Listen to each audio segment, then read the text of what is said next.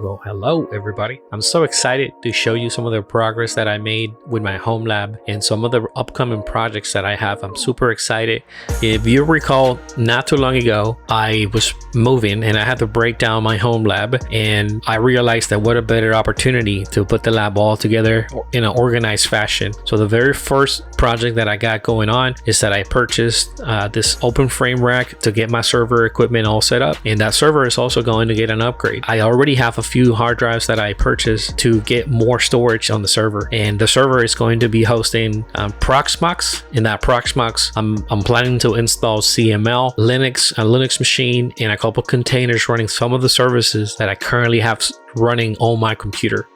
I also have a wireless Lan controller to practice the skill to add some wireless access points using the Lan controller back to my network, and a line of sight radio to extend the network. This is a pretty cool project that I have an idea. I want to use my Homelab and host a bunch of services on my Homelab, and then create a remote network using my Juniper modem, the LTE modem, and then be able to reach back to my network, establishing an actual VPN tunnel so that I can access all the services from that remote station. And at the same time, we can do that with the line of sight radio and also through the 5G or the LTE cell phone internet. So that should be super cool. I'm so excited to show you that. But without any further ado, I want to take you around and show you real quick some of the progress that I made with the Homelab and the rack. And this is going to look like this when everything is said and done, with a couple Cisco switches and routers, and a couple Juniper switches and routers, and all the equipment coming together.